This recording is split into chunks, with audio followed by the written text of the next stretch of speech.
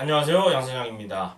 2024년 7월 결산해보도록 하겠습니다. 이제 8월이 됐고 3연전도 치렀는데 이 방송 나가는 시점은 롯데와의 3연전이 끝났지만 저희는 7월까지 성적 한번 다뤄보도록 하겠습니다. 그래서 7월에 어떤 일들이 있었는지 정말 많은 일들이 있었어요. 경기도 많이 치렀지만 또 취소도 많이 되었고 또 여러 가지로 팀적으로 여러 가지 일들이 많았던 만큼 한번 정리를 해보도록 하겠고, 이제 후반기가 시작이 됐는데 사실 후반기가 시작이 되면은 지난 시즌 같은 경우에는 시즌의 절반 정도가 지나가는 시점에서 예년 시즌들은 그렇게 했는데 올 시즌에는 거의 뭐 한 3분의 2가 지나갔을 때 후반기가 시작을 했습니다. 아무래도 좀 더 빠르게 개막이 됐고 또 우천 취소가 되면은 6월까지는 더블헤더를 했기 때문에 이제 후반기가 시작이 되고 나서 많지 않은 경기가 남아 있습니다. 그런 상황에서 지금 LG 트윈스가 선두권 추격을 하다가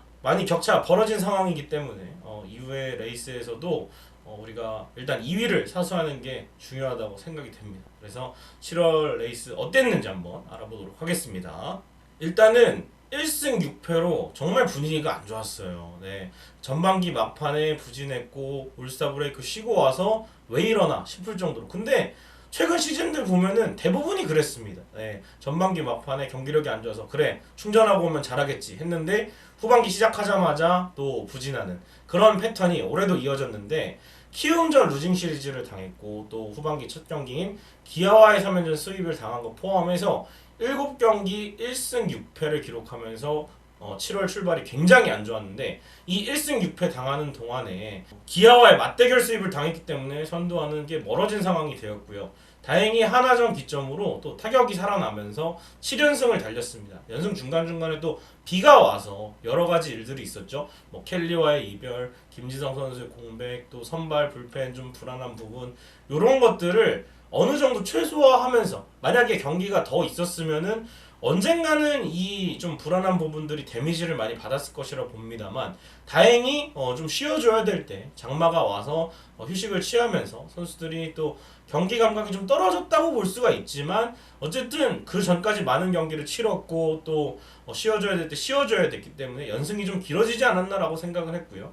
또 7월에 5할승률 이상을 기록을 하는데 성공을 했습니다. 7월에 9승 8패로 다행히 이 7연승과 함께 했기 때문에 부진도 좀 이겨낼 수가 있었던 그런 상황이지 않았나. 그래서 우리가 2위 자리를 좀 지킬 수 있지 않았나라는 생각이 듭니다. 그래서 7월에 있었던 주요 소식들 한번 정리해 보겠습니다. 일단 먼저 문성주 선수의 부상 소식. 문성주 선수가 햄스트링 부상이 좀 있었는데 좀 돌아와서 대타 지명 타자로 나오고 있었고, 사실은 돌아와서 문성주 선수 후반기에는 타격 페이스가 좀 떨어졌거든요. 그 상황에서 또 복사근 부상을 당했습니다. 그러면서 전열에서 좀 이탈한 상태고, 아무리 다른 선수들의 공백을 메워줘도 문성주 선수 있고 없고 공수에서의 차이가 크기 때문에 빨리 좀 돌아왔으면 좋겠고요. 이영빈 선수와 임준영 선수 상무에서 전역했습니다. 이제 이영빈 선수는 아무래도 지금 야수 뎁스가 굉장히 탄탄하기 때문에 좀 멀리 보고, 아직까지 나이가 어리기 때문에 퓨처스에서 2루와 외야수를 같이 보고 있는 상황이고요. 아마 내년에는 좀 더 이영빈 선수가 스프링 캠프도 같이 가고 하면은 또 크게 쓸 수 있는 자원이라고 생각을 합니다. 그리고 임준영 선수는 지금 필승조로 테스트를 받고 있고, 좋을 때도 있고 안 좋을 때도 있지만 어쨌든 군대 가기 전보다는 활용도가 높아진 상황이고요.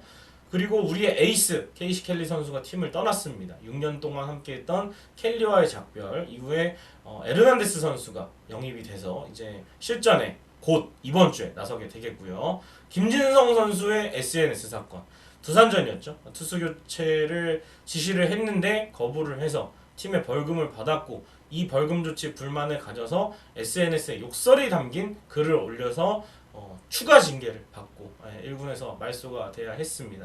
그러면서 좀 공백이 있었고 울산 롯데전을 통해서 복귀를 하긴 했지만 7월 불펜 쪽에 좀 위기가 좀 있었던 김지성 선수의 그런 사건이 있었고요. 최승준 타격 코치, 올 시즌 다시 LG 트윈스에서 1군 타격 보조 코치를 맡던 최승준 코치가 음주운전 적발이 되면서 계약 해지가 되었고, 김재율 타격 코치가 새롭게 1군에 올라오게 되었습니다.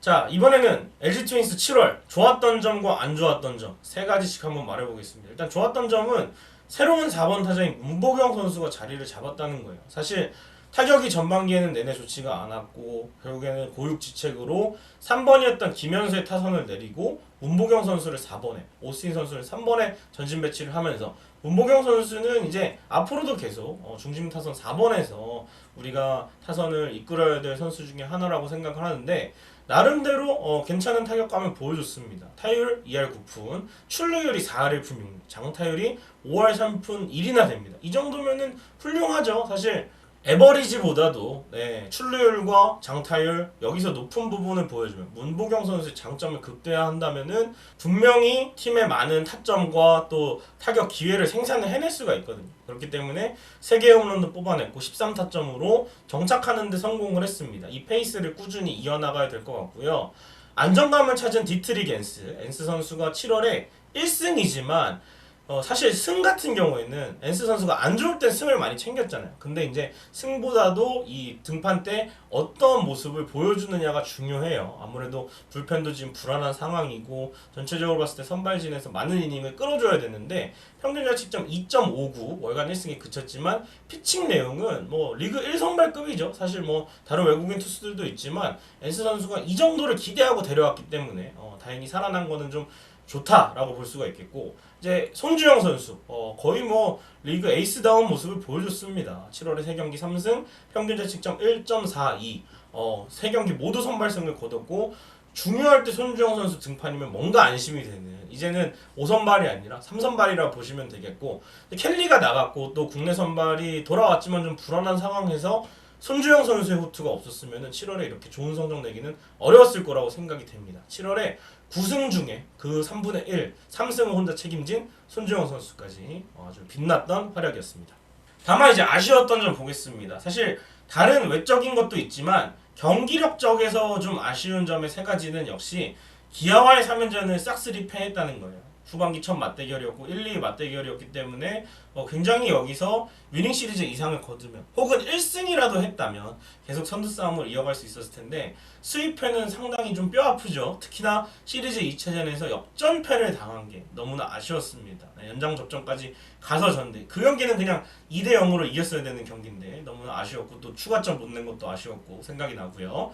그리고 이제 불펜이 후반기엔 괜찮아질 줄 알았는데 아직도 좀 불안합니다. 좀 꾸준히 잘 던져주는 투수가 좀 없어요. 정우영, 백승현, 임준영, 또 이지강, 김영준, 김유영 이렇게 필승적으로 다시 나설 수 있는 선수들이 뭐 한 경기, 2경기는 잘 던질 수 있어도 좀 꾸준하게 잘 던져줘야 되는데 김지성 선수를 제외하면 좀 그러지 못하는 상황이고 사실 더 심각한 건 추격조입니다. 뭐 이우찬, 김대현, 최동원 이 세 선수가 1군 엔트리 마지막을 차지해주면 솔직히 다른 투수들이 좀 쉬워질 수 있게끔 점수차가 큰 상황에서는 잘 던져줘야 되는데 돌아가면서 좀 부진하다 보니까 결국 또 투수를 많이 쓸 수밖에 없고 이런 상황이 좀 반복이 되면서 결국에는 지금 복귀 준비하고 있는 함덕주, 박명근 또 돌아와야 결국에는 이 문제를 해결할 수 있지 않을까. 사실 퓨처스에도 마땅한 투수가 없어요. 그래서 이 선수들을 왜 쓰냐 하는데 돌아가면서 쓸 수밖에 없어요. 퓨처스에는 이보다 더 못 던지는 선수들이 많으니까.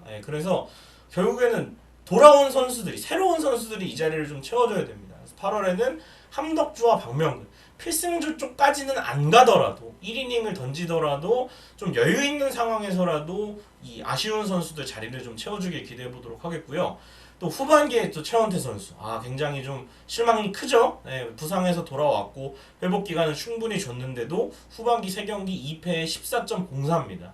최악의 피칭을 선보이면서 기대가 컸던 팬들의 좀 실망감을 안겨줬던 그런 피칭이었습니다. 사실 3경기 중에 한 경기라도 좀 잘 던지면서 승을 좀 챙겼어야 되는데 3경기 모두 좀 내용이 좋지 않았습니다. 그래서 후반기에 고민거리가 좀 커지게 된 상황이라 보시면 되겠습니다. 자, 7월에 LG 트윈스 야수 MVP는 신민재 선수입니다. 7월에 16경기에서 3할 8푼 5리의 타율과 4할 8푼 4리의 출루율, 장타율도 4할 6푼 1이나 됩니다. 맹활약한 신민재 선수인데 신민재 선수 보시면은 좀 신기한 게 이번 시즌 우리가 막 다른 선수들 다 부진하면 라인업에서 빼라, 2군 가라 하는데 신민재 선수는 빼라는 얘기가 한 번도 안 났어요. 그만큼 잘하고 있다는 거예요.